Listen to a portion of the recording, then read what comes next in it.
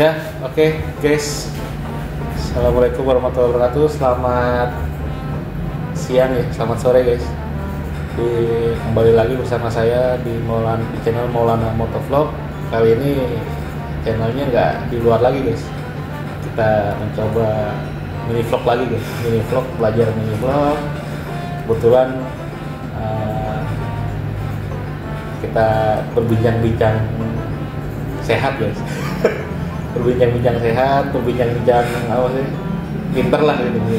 Kita ngobrol-ngobrol yang agak berguna dikit gitu. Kebetulan di sini teman saya juga ada Bapak Ragil. Ya, Bapak Ragil. Ya, halo guys. Bapak Ragil tinggal di Bekasi. Beliau saat ini kita sambil bekerja juga, sambil ini juga, jadi apa,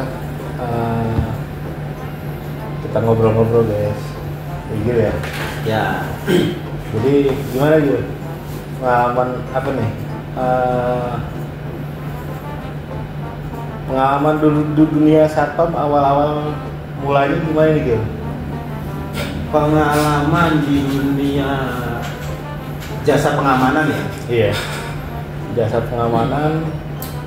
Ya banyak sih suka dukanya ya tentang pengalaman masalah soal kerja maupun kita berkawan, berteman, bersaudara. Itu banyak. Intinya sih pengalaman gue pertama tuh kerja kita tuh di Pegadaian. Ada Pegadaian. Ya, ikut satu badan usaha jasa pengamanan yang diminta di Pegadaian. Itu kerja waktu zamannya masih dijajah sama Belanda lah ya. Belanda. Waktu dijajah sama Belanda lah. Di situ suka dukanya kerja ya kita zaman Jepang enggak? ya pokoknya Udah gigit besi kali gitu. ya bisa jadi seperti itu ya. Bisa jadi. Itu kerja pokoknya kita tuh enak nggak enak kita nikmatin, suka nggak suka kita jalanin, mau nggak mau ya kita turutin. Kerja dari yang namanya punya pos bawel ya, punya pimpinan nggak ngenakin, tapi ya kita jalani, namanya kita juga kerja ya. Sampai kita ikut juga sama aturan perusahaan. Kita ikut sama orang juga sih. Jadi kerja itu pengalaman gue itu kalau dibilang suka dukanya ya ada. Pahit lah, kerja dari Bekasi Utara ke Jakarta Utara. Kerja cuma jadi disuruh-suruh sama orang. Kerja nganter-nganter orang kita, bukan hanya jaga ya dulu di. Kalau nganter orang, ojek dong? Bukan yang ojek, jadi kita tuh dulu tuh kita ngawal juga. Kami tuh ngawal juga. Jadi setiap shift itu terkadang kita ada posisi untuk kita ngawal. Kayak barang-barang yang sudah dilelang tuh kita kawal dia sampai ke tempatnya. Oh, gitu.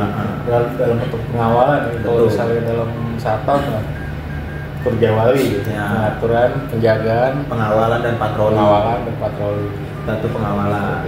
Dan itu juga kita harus laporannya juga harus real ya dari nyataannya. Kita tidak boleh lebih-lebihin apalagi dikurangi.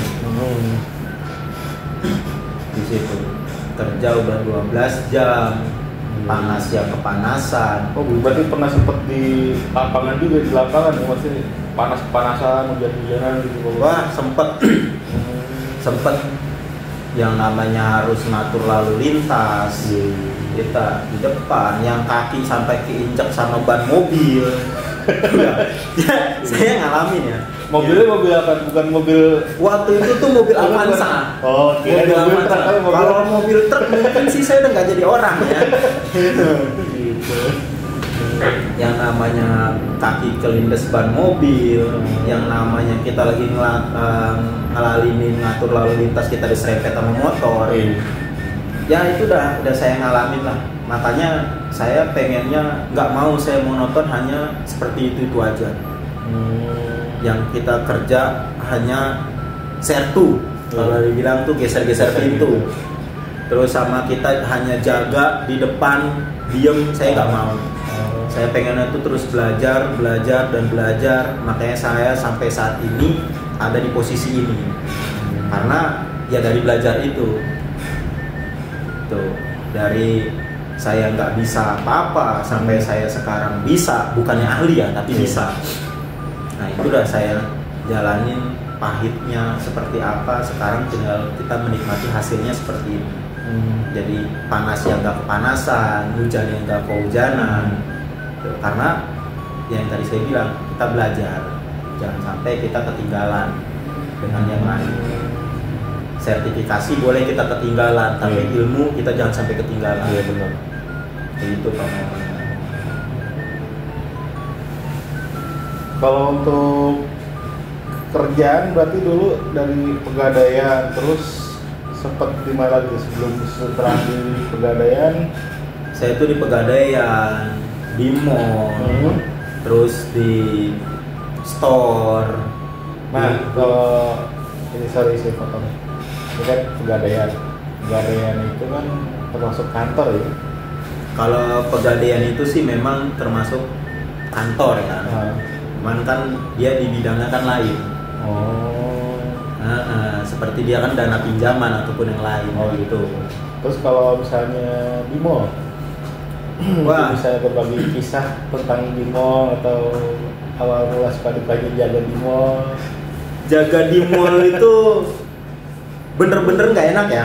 Kalau saya bilang bener-bener nggak enak. Tapi kan walaupun nggak enak pasti ada sukanya juga dong. Kalau sukanya ya kita bisa ngelihat pemandangan.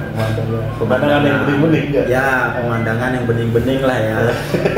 Yang wangi-wangi juga pastinya ya namanya mall. Tapi ya dukanya kita harus berdiri terus. Nggak bisa duduk. Apalagi kalau kita sampai jaga di gate, ya itu jangankan untuk duduk, miring sedikit aja kita udah dimonitor gitu. Makanya waktu saya jaga di mall itu sih Belanda sama Jepang sih nyatu itu kelihatannya buat ngejajah gitu ya. Makanya jangan nih kalau saya bilang. Cuman memang enaknya ada enaknya juga ya, kita seger lah setiap hari itu bisa ngeliat ya yang wangi-wangi, yang bening-bening, ya itulah. Soalnya kalau di mall itu kan memang per setiap detik itu yang saya tahu, yang saya pernah alami itu berganti orang ya kan. Ya.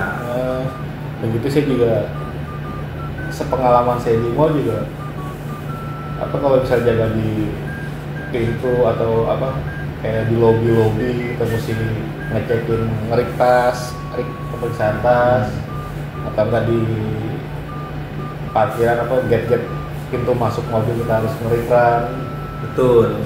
Itu sama kalau saya waktu dulu 12 jam kerja itu ya benar berdiri pegawai itu yang namanya saya megang garet itu sampai dipukul-pukulin ke betis ya.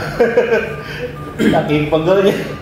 Itu sih memang ya, apalagi hampir setiap hari itu yang namanya kejamretan, kecopetan, aduh itu pasti. Cuman kalau dilihat pun dari CCTV, orangnya juga walaupun kelihatan susah untuk ketemu. Palingan mentoknya hanya laporan ke polisi seperti itu. Kita juga ngawal si korban sampai ke kantor polisi. Nah, palingan nanti polisi yang akan datang untuk cari rekap CCTV untuk data. Seperti itu. Oh berarti di mall itu berarti dulu di CCTV-nya bukan di lapangan ya, gimana? Saya di lapangan juga, tapi ketika tim dari CCTV itu ada yang nggak masuk, saya yang backup. Gitu. Jadi setiap shift itu adalah untuk deliver ya. Gitu. Makanya saya sampai sekarang bisa ya karena pernah belajar dari pengalaman. Tidak bisa ya saya paksakan untuk bisa. Itu mallnya mall di salah satu di daerah Bekasi apa di Jakarta? Bekasi. Oh di Bekasi. Di Bekasi tepatnya deretan Kalimalang lah, saya nggak perlu tunjukin, kasih tahu nama mallnya ya.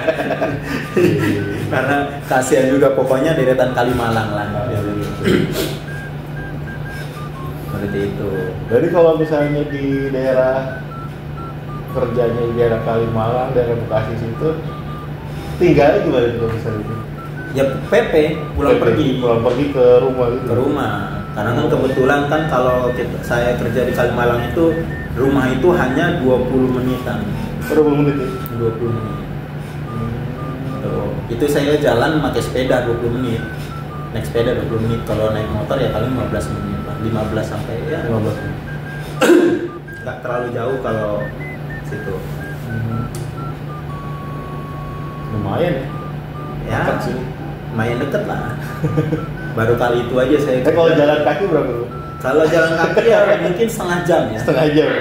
Tapi saya pernah ngalamin waktu dulu dari kontrakan itu yang namanya awal-awal kerja jadi satpam ya, awal-awal di mall dulu, belum punya motor, jalan kaki. Begitu kalau nyampe ke tempat apel selalu telat mulu, soalnya dari jarak kontrakan ke tempat apel itu agak lumayan jauh. Jadi si pas nyampe apel tuh udah keringetan dan ngeluber banget ke muka. Kalau saya pribadi, alhamdulillah sampai saat ini selalu konsisten. Kerja alhamdulillah, jikapun saya tahu itu akan telat, saya akan laporan. Karena itu salah satu nilai penting dalam dunia kita kerja. Kita udah tahu kita mau telat, kita informasi ke pimpinan kita. Mau nanti ujung-ujungnya kita dihukum ataupun tidak, itu urusan beliau sebagai pimpinan kita. Tapi pimpinan kita pasti juga akan tahu kalau kita juga punya etika, punya tanggung jawab, karena kita juga menginformasikan bahwa kita telat. Terkadang kan ada, ya kita sih oknum tertentu. Kalau misalnya kerja, sesuka hati gue lah, gue mau telat mau apa, ya karena yang bayar juga bukan dulu katanya gitu. Hanya kadang-kadang gitu. Nah itu jangan sampai lah kita seperti itu. Kita dalam waktunya kita kerja, ya kita kerja dengan baik. Waktunya kita libur, kita manfaatkan libur kita dengan semaksimal mungkin, sebaik mungkin untuk istirahat. Apa kita mau jalan-jalan sama keluarga atau apa. Jadi kalau waktunya kerja, ya harus kerja dengan baik. Itu. Kalau misalnya dulu kerja di mall atau di apa, biasanya jam kerjanya shiftnya gimana? Apa 42 apa 52? 42 rata-rata. 42 karena 12 jam. Jadi 4 hari kerja, baru biasanya kalau itu kalau 4 itu 2 pagi 2 malam. Ya 2 libur ya. Ya betul. Saya juga pernah ngalamin itu ya, kerja di hotel. Itu satu Rebu itu dipulangkan. Kok bisa? Ya karena terjadi masalah lah yang tidak bisa ditoleransi oleh perusahaan. Gitu. Kayak saya pernah tuh dari masuk pagi terus ke malam, masuk lagi pagi terus lagi ke malam, besoknya shiftnya yang dibuang itu masuk lagi, saya malam lagi gitu. Pernah saya ngerasain kayak gitu. Waduh, itu udah nggak enak banget. Yang namanya saya nggak pulang-pulang ya.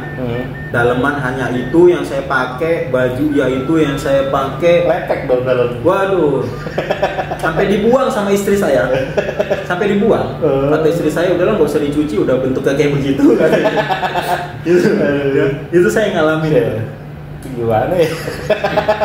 Itu sampai saya waktu itu terakhir ngerasain kayak gitu itu,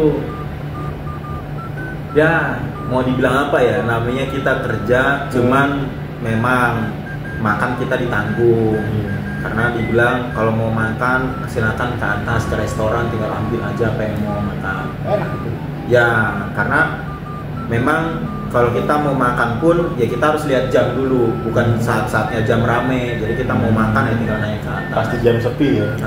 Kalau jam rame berarti jadi penghuni dong di situ. Kalau yang namanya di hotel itu kan dia 1 kali 24 jam chef itu masih masak terus. Oh. Gitu, makanya kalau misalnya kita mau makan malam pun ada. Jadi chef yang sore ini, yang masuk sore ini, dia sudah buat nih semua. Bumbu-bumbunya sudah saya disiapkan, apa-apanya sudah disiapkan. Nanti yang malam itu tinggal masak untuk besok pagi. Jadi terus berjalan, jadi nggak putus. Ya. Seperti itu. Makanya kita kalau mau makan malam ya ada. Oh gitu. Berarti chef selalu nyediain terus makanan. Nyediain terus makanan. Semua. Ya. Enak sih kalau Tapi bisa bawa pulang ya bawa makanan gitu. Sebenarnya bisa ya, bisa. Cuman kan tempatnya yang nggak ada. Gitu.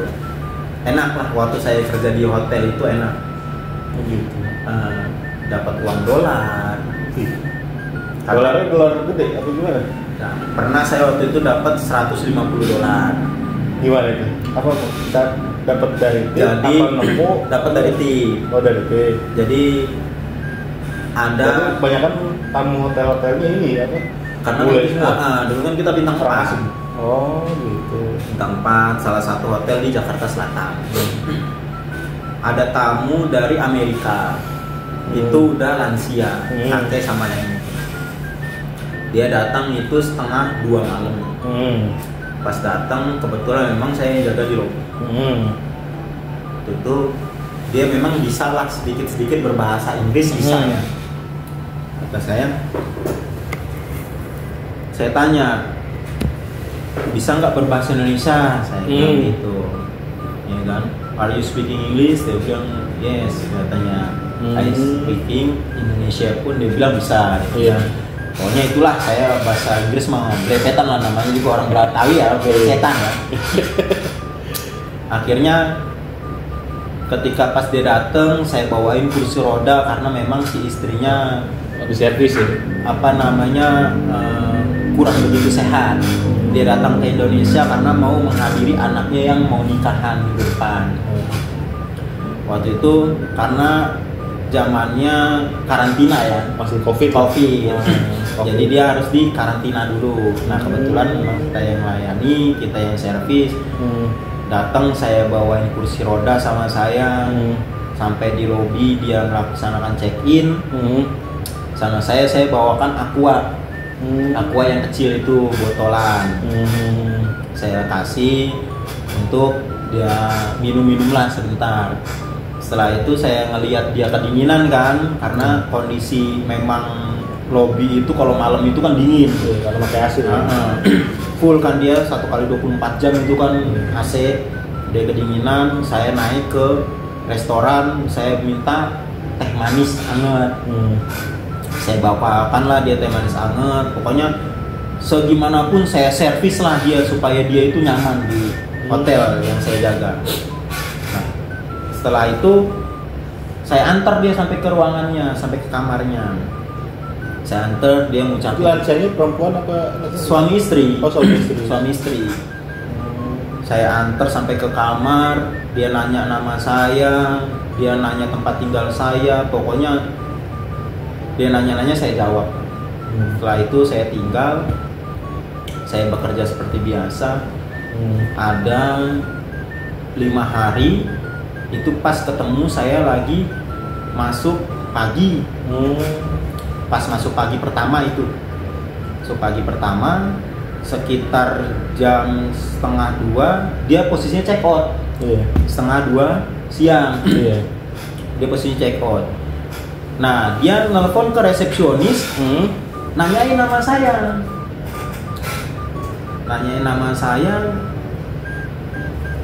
Bang, kata resepsionis. Ya, Mbak, kenapa?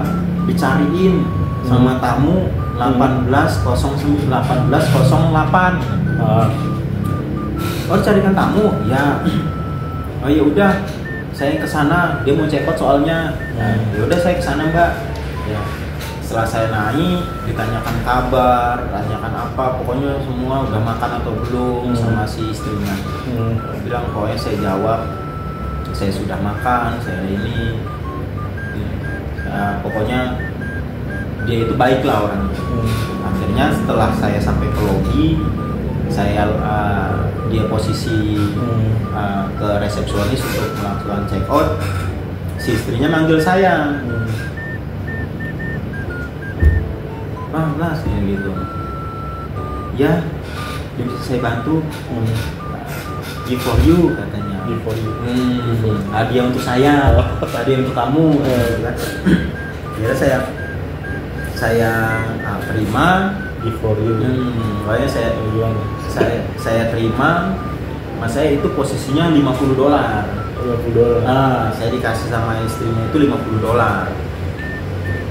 Saya bilang terima kasih, saya bilang itu. Akhirnya setelah itu saya dipanggil lagi sama resepsionis. Berselang 5 menitan tuh saya dipanggil sama resepsionis. Bang Ragil, iya Mbak, kenapa? Sini dah, sini dulu sebentar. Ya, ini punya Bapak mau ngasih hadiah buat Bang Ragil nih. Hadiah apa? Dia ngeluarin tas kecil, dikasihlah saya $100. Saya bilang begini sama orang resepsionis, Mbak udah ngomong deh bahasa Inggris, saya orang ngerti pisan bahasa Inggris, kata saya gitu kan. Saya mau orang Betawi mau ngasih pelecetan, mau bahasa Inggris, katanya. Kenapa? Saya itu udah dikasih sama istrinya sebesar $50. Oh gitu, emang ada uangnya? Ini ada, masih sama saya nih uangnya. Terus pas dibilangin, katanya istrinya nyeletuk, ngomong, suami saya ya saya. Jadi nggak apa-apa, terima aja katanya uang itu rezeki yang tidak bisa ditolak. Akhirnya resepsionis ngomong ke saya, Bang udah terima aja, soalnya itu katanya rezeki yang nggak boleh ditolak katanya. Katanya dia puas sama pelayanannya Bang Ragil, katanya puas. Bener nih, bener. Akhirnya saya terima tuh. Itu seharian itu saya kerja baru sampai jam 1:30-an, itu saya udah dapat $150. Itu makanya kalau kita kerja di hotel, semakin pelayanan kita maksimal, semakin rezeki itu ada. Karena kalau di hotel itu pelayanan yang intinya baik lagi diambil hikmah yang dari ceritanya Bang Ragil ini, apa tetaplah terus berbuat baik ya.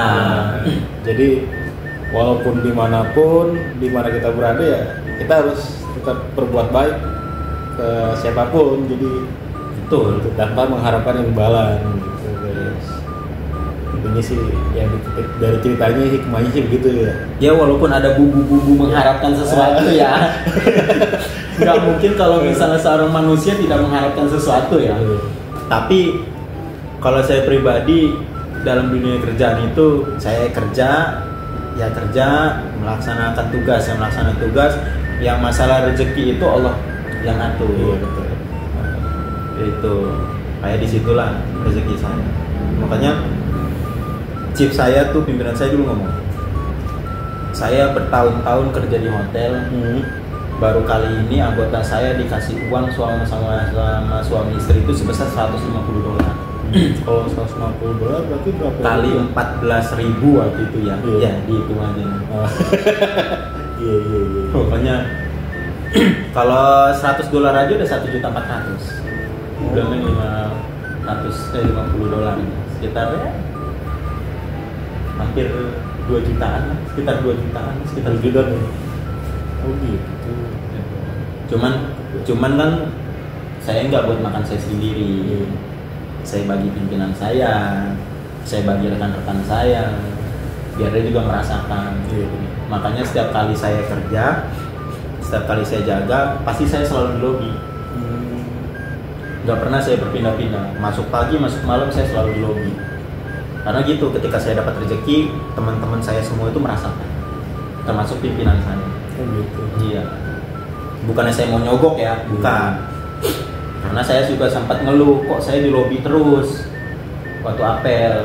Kan ada rekan-rekan yang lain yang lebih profesional daripada saya, kenapa harus saya terus yang di lobi? Udah, ini perintah saya selaku chief kamu tinggal jalanin aja. Oke sih.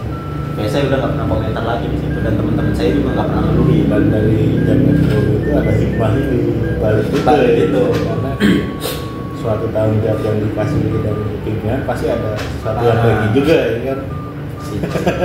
Ya pokoknya kerja di hotel itu uang gaji nggak pernah ditakuti kan. Uang gaji itu saya nggak pernah takutin. Saya uang gaji saya kasih semua ke istri. Malah terkadang kalau saya dapat rezeki lebih ya saya juga kasih ke istri lagi. Iya. Karena salah satu rezeki kita supaya ngalir ya doa dari istri tersebut.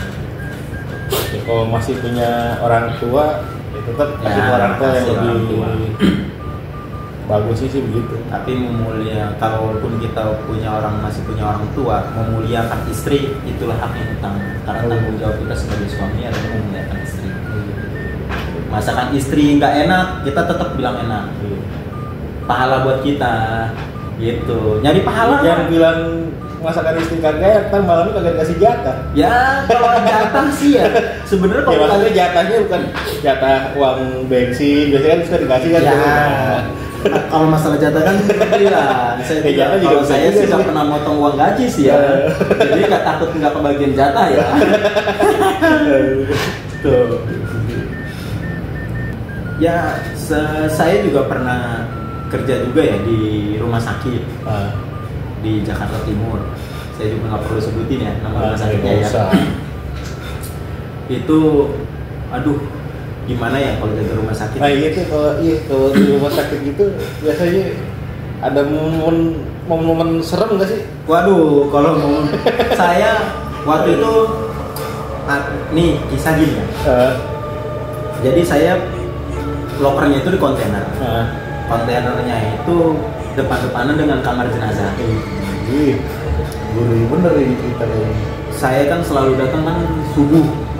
Subuh itu saya udah nyampe. Maksimal itu saya jam 5 lewat 10 itu saya pasti udah nyampe. Saya tuh selalu dibawakan sarapan sama istri saya. Mau itu dibeli nasi uduk ataupun istri saya masakin, itu pasti. Setiap pagi saya sarapan. Nah, saya ini ke belakang kontainer ini untuk cuci tangan karena wastafel ini sudah dipindah di posisinya di belakang kontainer. Akhirnya saya cuci tangan di wastafel, kok saya lihat di parkiran itu kok kayak ada orang. Gitu. Nah, kok kayak ada orang di situ lagi duduk. Ini ngapain orang pagi-pagi? Apa dia mau pulang atau gimana? Saya lagi cuci tangan. Selesai saya nengok lagi ke parkiran itu, orang itu udah nggak ada. Orang tersebut udah nggak ada. Pikiran saya, itu mungkin. Itu kalau yang dibayangkan para gue itu kalau orangnya itu maksudnya sosoknya kayak gimana tuh? Manusia biasa. Manusia biasa. Lagi di wastafel gitu. Enggak, saya posisi di wastafel cuci tangan. Nah dia lagi di parkiran. Nah, saya bilang udah mungkin orang kali atau keluarga dari pasien. Saya pagi itu makan. Saya jam istirahat jam 12 itu saya ke ruangan CCTV. Saya ceritalah sama dandu saya. Dan kenapa gitu? Tadi pagi jam 5 lewat. Saya kan cuci tangan di wastafel. Saya ingat ada orang, saya curiga sebab pas saya sebelum saya cuci tangan dia itu ada. Selepas saya cuci tangan sampai saya cuci tangan itu dia nggak ada. Saya cerita seperti itu kan. Oh ya udah cek lah. Tapi kok sampai sekarang juga nggak ada berita kehilangan apapun. Ya siapa tahu aja dan yang namanya kita antisipasi kan. Setelah di playback CCTV itu hanya saya sendiri. Yang cuci tangan itu hanya saya sendiri. Yang orang tersebut di parkiran itu nggak ada. Saya bilang ini dan dia duduk di motor yang ini nih. Itu kan saya nengok kan ke dia tuh. Iya sih emang posisi. Tapi nggak sama CCTV. Enggak. Itu. Tuh pengalaman saya. Wah, kalau di rumah sakit yang namanya dulu kan pelayanan kita kan juga emang rumah sakit swasta ya, bukan rumah sakit pemerintah.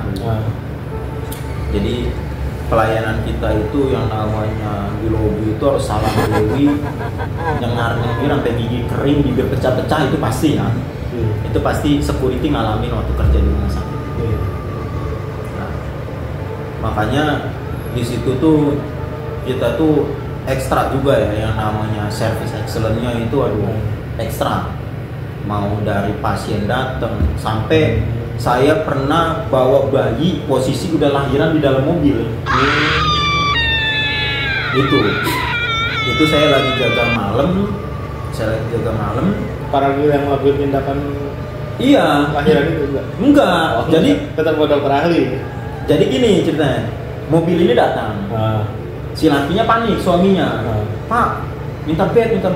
Istri saya mau melahirkan. Oh siap Pak. Saya ambilkan bed yang tersedia. Setelah saya buka pintu belakang, posisi istrinya ini sudah pakai daster. Ternyata pas saya mau bangunin istrinya untuk pindah, itu posisi sudah darah semua dan itu posisi sudah lahir. Makanya saya panggil dokter yang jaga pada malam itu.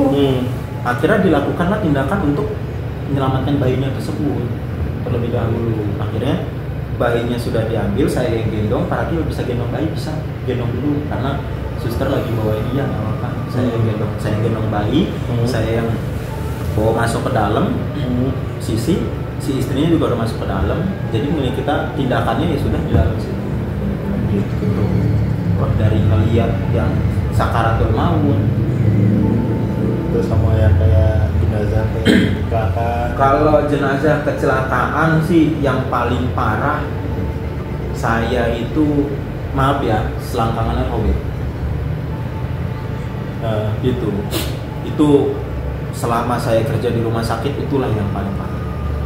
Dia datang dengan mobil angkot, posisi waktu itu hujan. Itu kecelakaan gara-gara mobil. Jadi solo. Sendiri dia. Tunggal. Solo karir dia kecelakaan. Semuanya bisa solo karir juga ya. Ya. Jadi bukan hanya pemain ya, untuk penyanyi ya. Jadi kecelakaan juga bisa solo karir.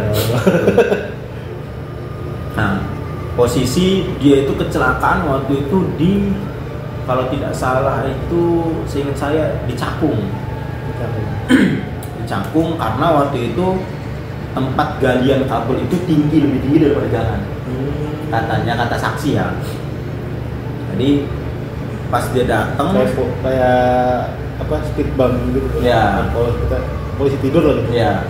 Jadi pas datang kita ngelihat ini nggak ada dari jas hujannya pun nggak ada yang rusak, nggak ada yang apa. Biasanya kan kalau jatuh kan jas hujan itu kan pasti rusak atau lecet. Ini entah jas hujan terbuat dari apa juga saya nggak ngerti ya. Tapi jas hujan ini posisinya tidak rusak, tidak lecet, hanya kotor saja. Pas saya mau angkat, pindahan ke bed, aduh Pak, pinggang saya sakit katanya. Pinggul saya di sini, pinggang saya sakit. Kata dokter, tar dulu Paragil, jangan diangkat dulu. Kita ambil yang alat itu tuh. Berarti masih hidup itu posisi? Posisi masih hidup, sadar. Kita ambil alat kayak tandu itu tapi yang bisa dibagi dua itu. Apa sih namanya itu? Straight, apa yang nggak ngerti, lupa saya itu. Diambil alatnya itu, baru kita tandu keluar. Setelah tandu keluar, sampai ke dalam ruang IGD, ditanya, dia sakit di mana? Yang sakit di pinggul, katanya. Yang sini sakit, iya dok sakit. Di sini enggak. Akhirnya, Pak, ini jas hujannya bisa dilepas nggak? Bisa.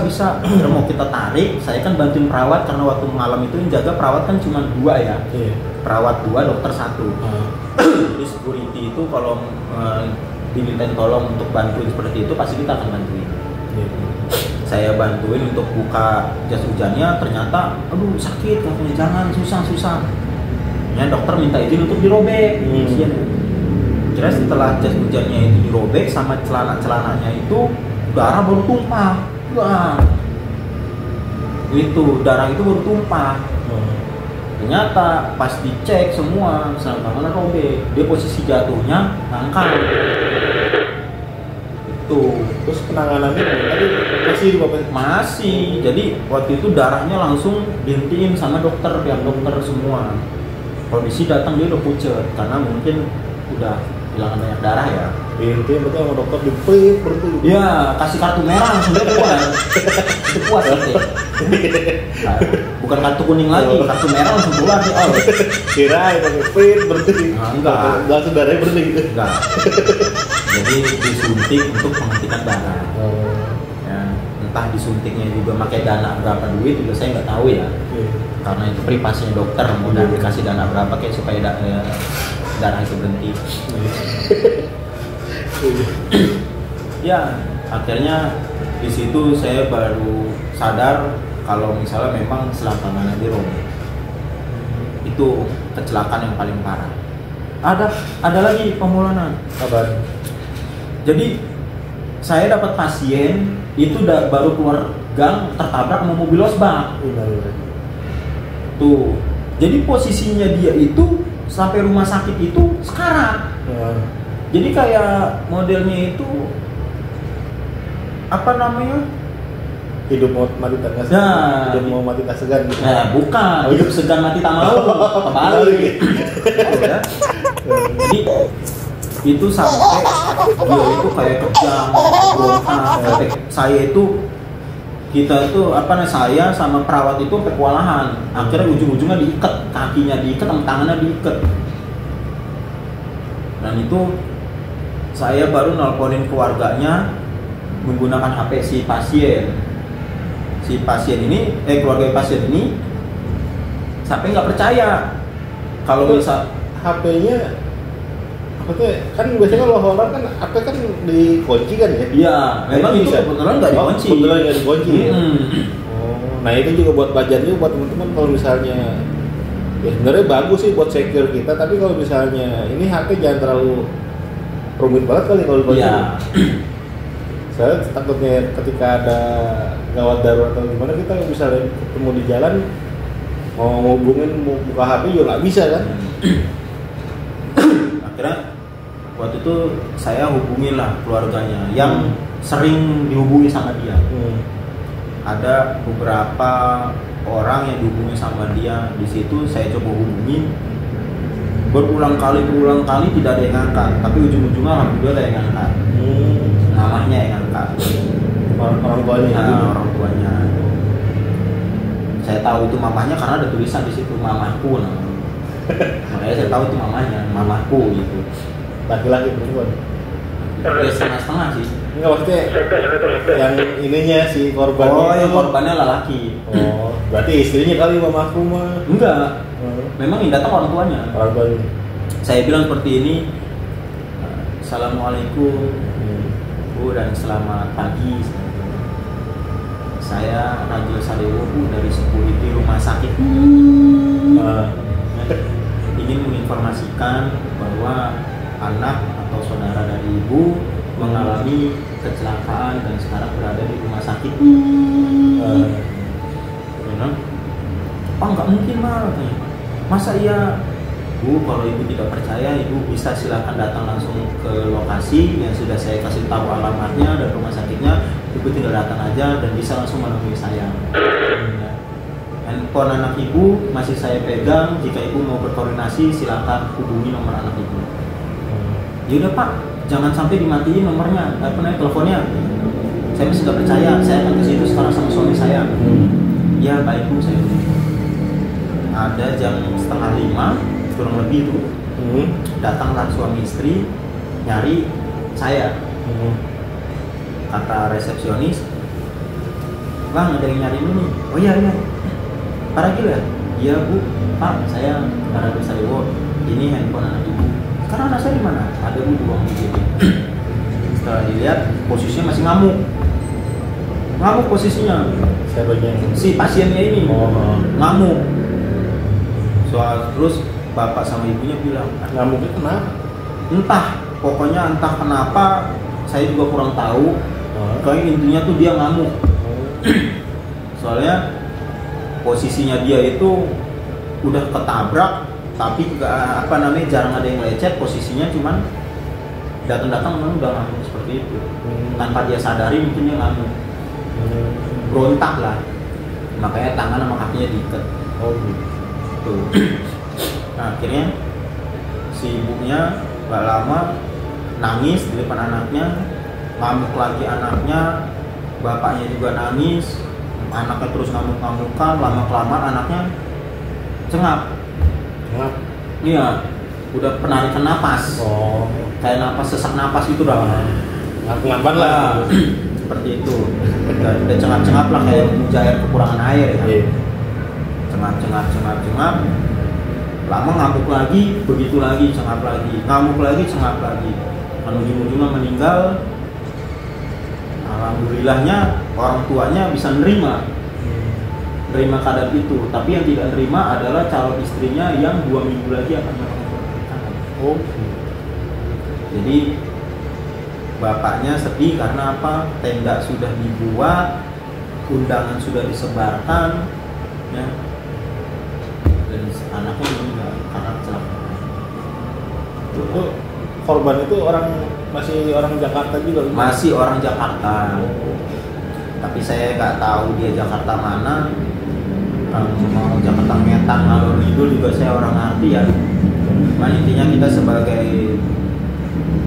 tim pengamanan di sana, kita sudah melakukan yang terbaik, sudah mendiskusikan juga dengan baik. Posisi dia tabrak lari. Ditabrak terus lari? Lari. Yang lari sih? Yang larinya si pasiennya. Pasiennya? Iya. Pasien kan korban? Ya kan dia bisa tabrak lari. Oh iya. Kan yang nabrak kan masuk kendaraan. Oh iya betul. Nggak mungkin dong lari. Kadang-kadang juga ngeselin. Itu. Cuman di situ kita ambil hikmahnya saja, bahwa kita berkendara itu juga harus hati-hati. Jangan kita ngebut-ngebutan. Sehati-hatinya kita, tapi terkadang orang lain tidak hati-hati. Tapi tetap hati-hati. Hati-hati. Ya, yang penting jangan lupa lah, spion juga dipakai, lampu sen juga harus ada, lampu penerangan juga harus ada. Kalau bisa lampu neon juga dipakai. Lampu tembak. Nah, kalau misalnya waktu gelap kan mati lampu jadi kelihatan. Gitu. Dari belakang kan. Nah, kalau sukanya waktu jaga di ini rumah sakit biasanya kan itu banyak. Itu udah waktu jaga di rumah sakit masih bujang atau udah nikah? Udah nikah. Udah nikah saya. Dan alhamdulillah udah punya anak juga di situ ya, punya momongan. Saya kira sukanya di rumah sakit itu bisa kenalan sama suster-susternya atau dokter-dokter yang cantik-cantik gitu kan? Ya kalau di kita di rumah sakit pernah lagi teman saya jaga di rumah sakit, suatu rumah sakit lah itu persalinan, sampai kenal sama perawatnya, sampai kita berjodoh di situ. Ya sama ya, kalau Bang Yosef Manigande ya, kalau misalnya nonton salam dari saya. Nah, beliau ini tadinya security, sekarang jadi pengacara. Alhamdulillah. Ya, dapat istri juga dari rumah sakit tersebut. Istrinya sekarang PNS, dianya jadi pengacara. Ya, Bang Yosef. Ya, kalau misalnya Bang Yosef nonton, mudah-mudahan masih ingat sama saya, Bang Yosef. Ya, kalau saya ada masalah, tolong Bang Yosef didampingin ya. Sekarang dia jadi pengacara. Dia kerja jadi security sambil kuliah jurusan sarjana hukum, bukan perawatan. Jadi jurusan sarjana hukum. Ya, kalau misalnya masih muda, sebenarnya kalau nyari ilmu juga nggak untuk umur juga sih. Ya sekarang kan yang jadi pertanyaan saya, Pak Maulana ini mau nyari ilmu apa? Ilmu goib atau ilmu apa? Ilmu pasti yang penting lah. Ya, kalau ilmu pasti mah semua juga pasti. Tapi ngejalanin nggak? Nah itu dia.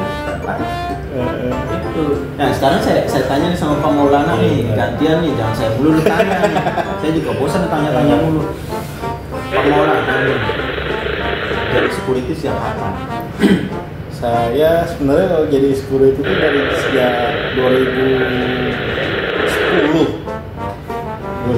saya lulus sekolah. 2009 saya lulus sekolah, terus saya mulai kerja jadi satpam di Cibinong, jaga pabrik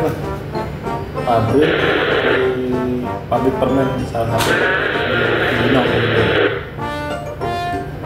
Terus lanjut di 2011 saya ke Riau jadi honorer di Balai Diklat Keuangan. Nah, berarti satpam juga sih, tenaga keamanan juga. Iya. Ya, bagus ya. Iya. Ya. Nah, yang penting kan kerja ya. Iya. Mau kita jadi apapun tetap intinya kerja. Kita tidak meminta dari orang tua, apapun yang kita mau kita beli tanpa kita minta sama orang tua ya. Iya benar. Gitu. Mandiri lah ya, makan mandi sendiri ya. Makan mandi sendiri ya, nggak dari suami. Ya.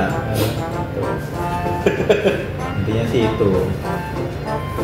Oke, sekian dulu bincang-bincang dari kita, Pak Ragil sama saya, Motovlog. Jadi tetap dukung channel saya, jangan lupa subscribe, terus share dan komen juga. Ya, jangan lupa di subrek yang ada di bawah sini nih, subrek ya. Jangan lupa di subrek. Dukungan teman-teman semua yang nonton sangat berarti buat kita semua di sini. Demikian. Ya. Wassalamualaikum warahmatullahi wabarakatuh.